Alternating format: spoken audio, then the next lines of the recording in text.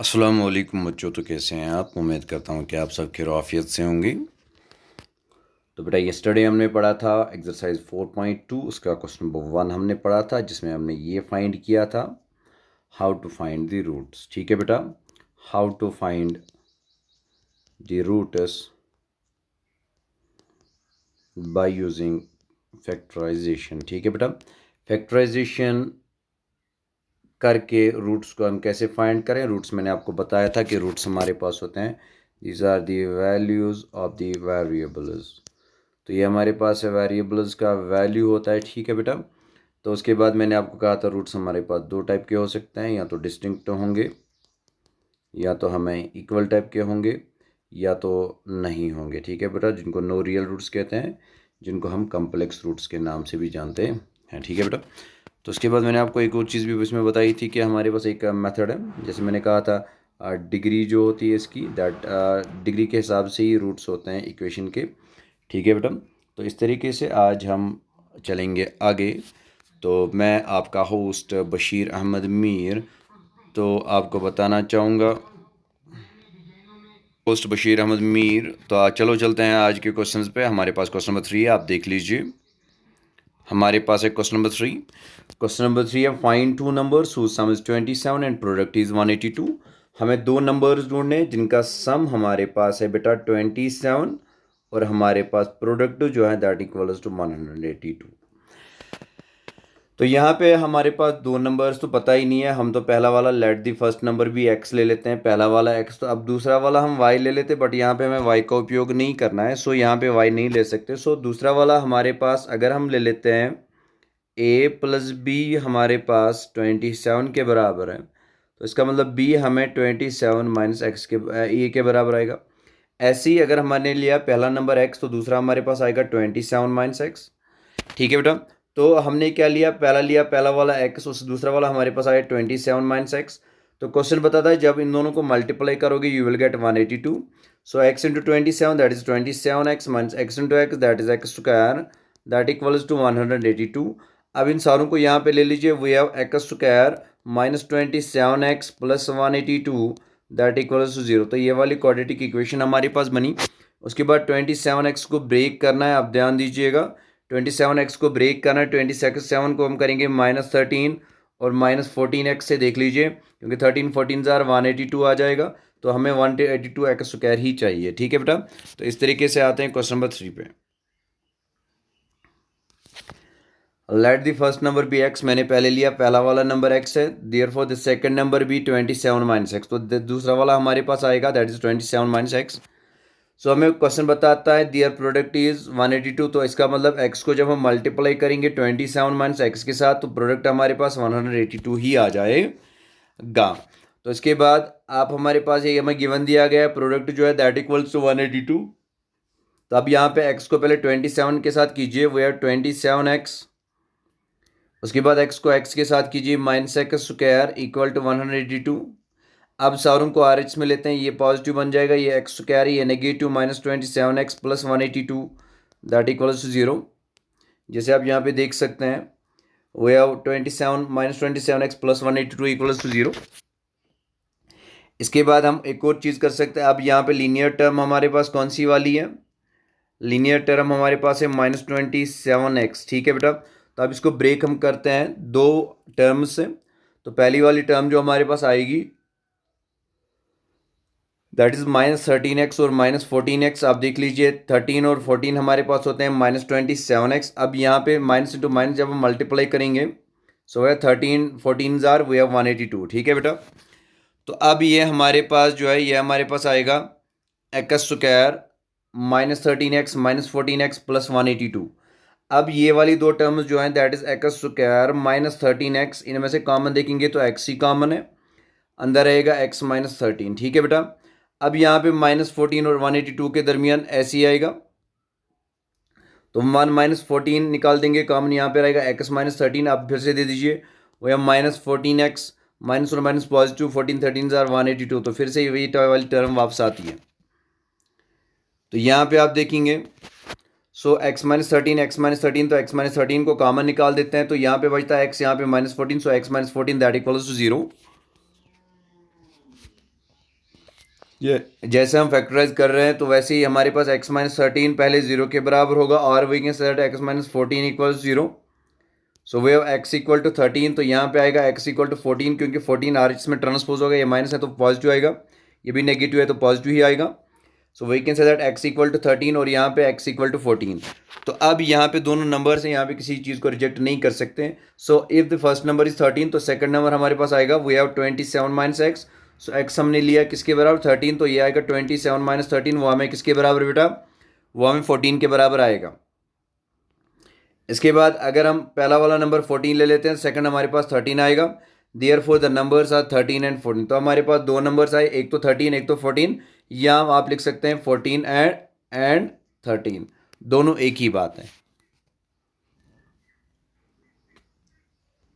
तो बेटा अब आता है क्वेश्चन नंबर 4 हमारे पास. ध्यान दीजिए. Two consecutive positive integers sum of whose squares is 365. तो हमें दो कंसेक्यूटिव पॉजिटिव इंटीजर्स ढूंढने हैं. तो यहाँ पे कंसेप्ट आता है बेटा कंसेक्यूटिव इंटीजर्स का. तो कंसेक्यूटिव इंटीजर्स की अगर हम बात करेंगे, कंसेक्यूटिव इंटीजर्स वो वाले इंटीजर्स होते हैं जिनकी डिफरेंस जो है 1 रहती है. सपोज हम ले लेते हैं 2 और 3, डिफरेंस निकाल दीजिए. 3 माइनस 2 दैट इक्वल्स 1. तो 2 एंड 3 हमारे पास कंसेक्यूटिव बन जाते हैं. ठीक है बेटा, कंसेक्यूटिव इंटीजर्स वो वाले इंटीजर्स होते हैं जिनकी डिफरेंस क्या होती है बेटा, 1 होती है. सो हम पहला वाला हमें तो नहीं दिया गया. सो पहला वाला अगर हम x ले लेते हैं तो दूसरा वाला x प्लस 1 ले लेते हैं. तो सब्ट्रैक्शन कीजिए x प्लस 1 माइनस एक्स, तो माइनस एक्स कट हो जाएगा. माइनस एक्स और प्लस एक्स कट हो जाएगा. तो यहाँ पे प्लस 1 आपका जो है डिफरेंस आ गई.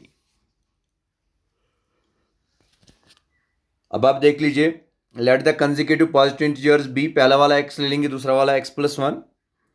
हमें क्वेश्चन बताया जा रहा है कि सम ऑफ हु स्क्वायर इज 365. इसका मतलब एक्स स्क्वायर प्लस करेंगे हम x प्लस 1 होल स्क्वायर, इसका सम हमारे पास है 365. तो इस तरीके से यहाँ पे देख लीजिए, वो x square into plus x plus 1 whole square that equal 365. तो अब यहाँ पे x plus 1 whole square formula लगा देंगे, वो a plus b whole square. तो अब यहाँ पे a स्क्वायर प्लस 2ab, तो a की जगह पे 2, b की जगह पे 1, plus b square that is 1 square. तो ये आएगा x square plus 2 into x that is 2x plus 1 square 1 के बराबर आएगा. तो यहाँ पे x square plus 1 plus 2x that equal 365.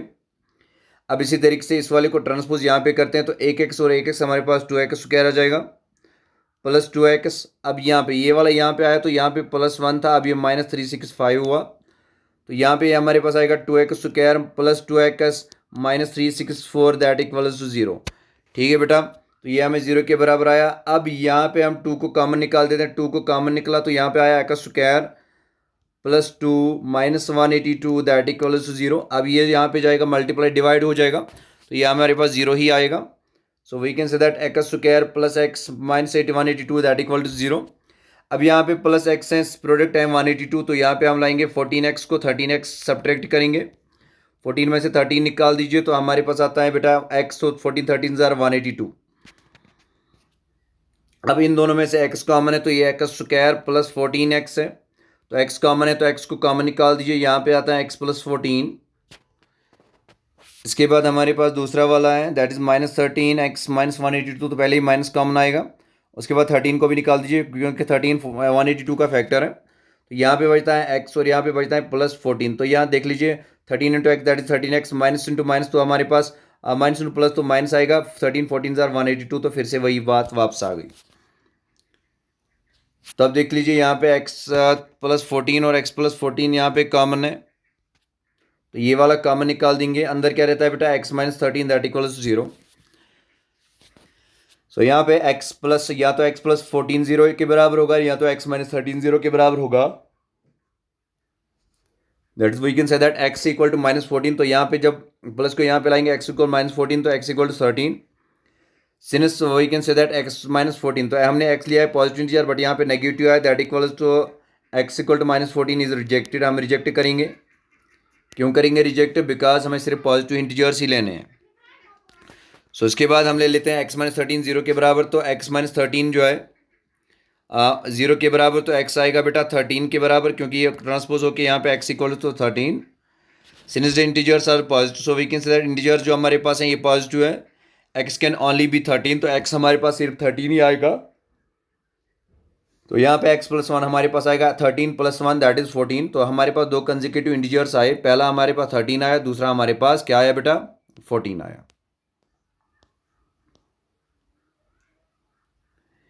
इसके बाद हमारे पास है question number 5।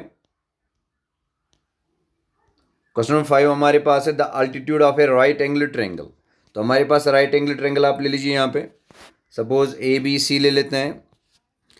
The altitude of a right angle triangle is 7 centimetre less than its base, base से 7 सेंटीमीटर कम है, that is a b minus 7 है।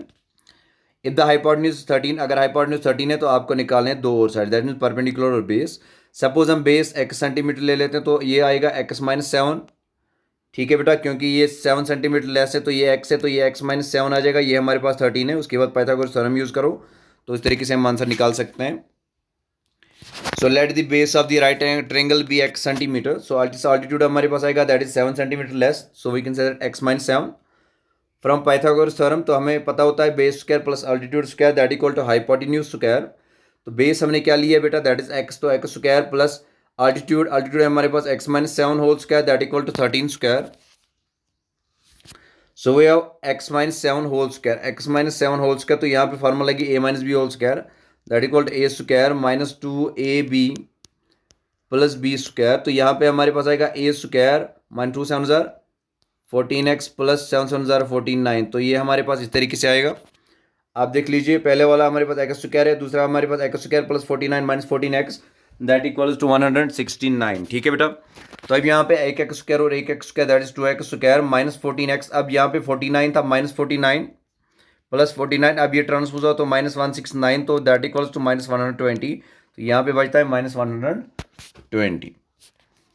तो इसके बाद हमारे पास यहाँ पे 2 इनका 2 तीनों का फैक्टर, तो 2 का कॉमन निकाल दीजिए, अंदर रहता है माइनस 7x, तो 2 यहाँ से एक्स स्क्वायर, तो यहाँ पे x square minus 7x minus 60 आएगा बेटा। तो यहाँ पे 2 इक्वल्स टू 0, 2 ट्रांसपोज होके यहाँ पे 0 डिवाइड बाई 2 होगा तो 0 ही आएगा।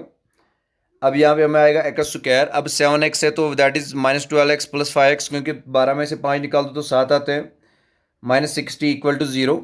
तो अब यहाँ पे इन दोनों में से कॉमन देखेंगे तो x है तो x माइनस 12 आया, तो इन दोनों में से 5 ही कॉमन है क्योंकि कॉमन फैक्टर 5 है इनका, तो 5 को कॉमन निकाल दीजिए, यहाँ पे बचता है x माइनस 12।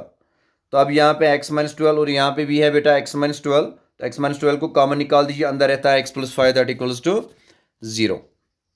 सो हमारे पास x minus 12 into x plus 5 that equals to 0, इधर we can say that x minus 12 equal to 0 और x प्लस 5 इक्वल टू 0 ऐसे आएगा। तो यहाँ पे x इक्वल टू, ये यहाँ पे ट्रांसपोज हो जाएगा, x आएगा 12 के बराबर, ये ट्रांसपोज हो जाएगा x equal to minus 5।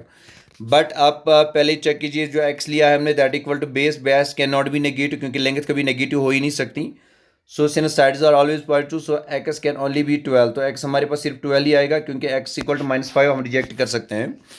Therefore the base of the given triangle is 12 centimetre, तो बेस हमारे पास है x, तो दैट इज 12, अल्टीट्यूड इसका रहेगा 12 minus 7 centimetre that is 7 centimetre less then it is base, तो वो हमारे पास आएगा बेटा किसके बराबर 5 सेंटीमीटर के बराबर।